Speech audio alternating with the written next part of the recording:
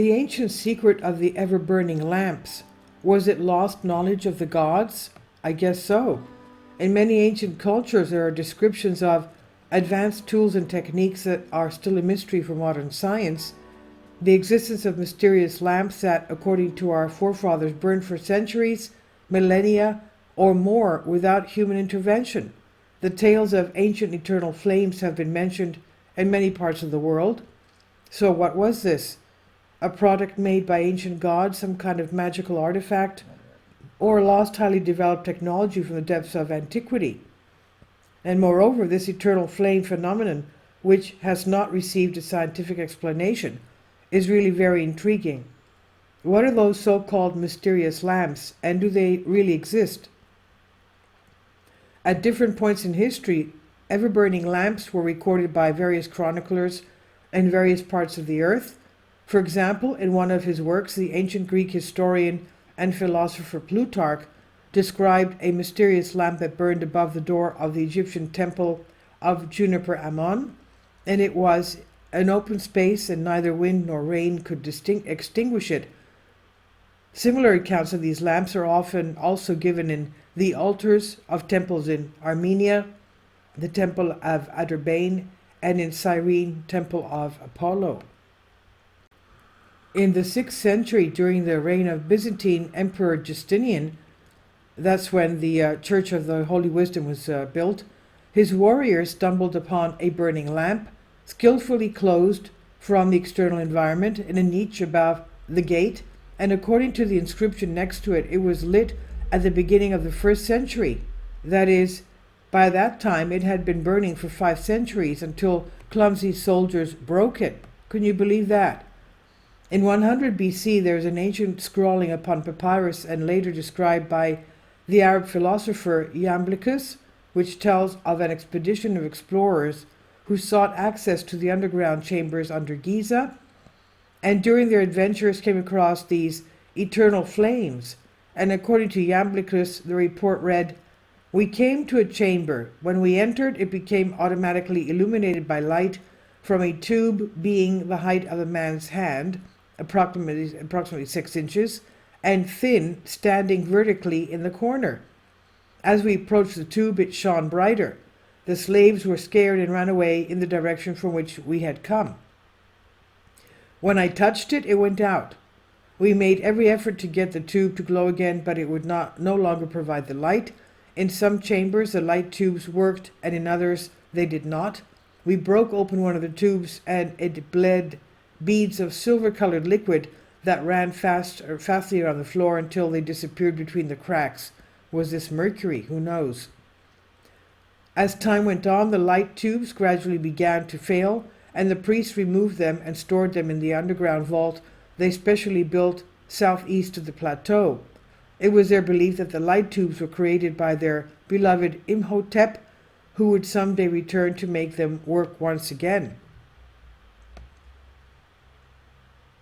Now, in the tomb of the son of King Evander Palace, a lamp was discovered in 140 AD that burned for over 2,000 years. Can you imagine that? It was impossible to extinguish it with water or a breath of air. It went out after a strange liquid that was drained from the lamp bowl. There are many such references in various historical texts. In the Middle Ages, there was a lot of evidence of the discovery of eternally burning lamps. They were found in ancient tombs and temples around the world. Unfortunately, they were all destroyed by superstitious diggers, vandals, and marauders. Another early Roman account of ever-burning lamps was given by early Christian theologian and philosopher St. Augustine, who mentioned such a light in an Egyptian temple dedicated to Venus, which he believed to have been fashioned by the devil himself. And according to St. Augustine, this flame could not be put out by any means ordinary man possessed, and he was convinced that it was fueled by dark ancient magic. Indeed, this was a common go-to explanation for such oddities back in those times. The Middle Ages probably cannot be called time of triumph of science and thought. Many scientists suffered during this period in their beliefs and desires to bring the light of knowledge. The theme of an ever-burning fire excited the minds of not only researchers but also those in power in those days, no less than now. How did our ancestors manage to make lamps that could burn without fuel for hundreds and in some cases thousands of years? From whom could the ancients receive this great secret knowledge? This has been the subject of endless debates and speculation. Some people flatly rejected even the very idea of the existence of such phenomena, despite all the known evidence, and others believed that it was possible. A curious story is described in the occultist Eliphas Levi in his work The History of Magic. He talked about a certain mysterious French rabbi, Jewish scholar, named Jekiel. He was an advisor to the court of Louis IX in the 13th century, and this rabbi had a lamp that he placed in front of his house for all to see. There was no wick or oil in it. Neither rain nor wind could extinguish its flame. To all questions about how it was possible, Jekiel said that it was a secret. Some sources describe that such a lamp was also found in England during the time of Henry VIII. This happened when the rebellious king decided to break away from the Roman Catholic Church and founded the Anglican Church.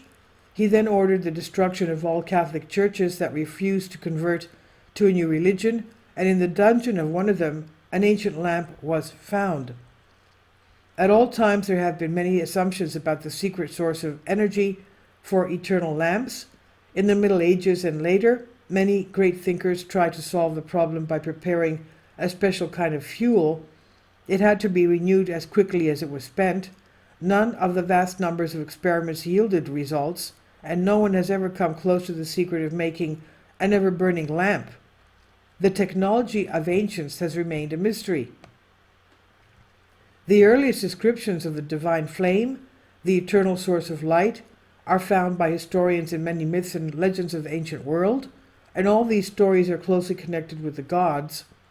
After all, its very origin is of a divine nature. The ancient Greek god Prometheus was punished for giving fire to the mortals. The ancient Greek writer and geographer of the 2nd century, Pausanias, wrote about an unusual golden lamp in the Athenian temple of Athena, and this lamp, made by a scientist called Callimachus, burned steadily for years without any need for refilling the oil or trimming the wick. About the legendary second ruler of Rome, Numa Pompilius, they wrote that he had direct communication with the gods during his lifetime. They told him the secret of the eternal flame, which he later placed in the temple. Someone suggested that Numa simply knew about electricity. This is evidenced by the fact that his successor, Tullus Hostilius, died when he tried to get electricity from lightning. According to the traditions of the ancient Egyptians, Greeks, and also Romans, the deceased needed a light that would illuminate his or her path to the Valley of Shadows. Therefore, before sealing the tomb, it was customary to put an unquenchable lamp inside. It served as a kind of offering to the god of the dead and was supposed to drive away evil spirits. Hundreds of years later, when people opened the crypts, they found burning lamps in perfect condition. In 1534, King Henry VIII plundered the alleged tomb of Constantius Chlorus, the father of the great Emperor Constantine of the 3rd century AD, which supposedly held a flame that had been constantly burning for 1,200 years. And in 1580, the Spanish scholar Juan Luis Vives March wrote of an ever-burning lamp that had been burning for 1,500 years, and which disintegrated into pieces and dust when touched. There is an ancient Hindu temple in India called Jwalaji. It's located in the city of Javalamukhi in Himachal Pradesh in the Himalayas. Its walls exude a mystical blue glow. It comes from the rocks in various places of the temple. The word Jwala itself means flame. It's said that this fire has always burned from the very beginning of its known history. Scholars estimate that about 170 medieval authors wrote about this mysterious phenomenon, and they believe that the wise and skillful ancients did their best to keep this knowledge a secret. Could people in ancient times have such vast knowledge? secret knowledge? How could they create ever burning lamps? Has all this great scientific knowledge been irrevocably lost in the pages of history?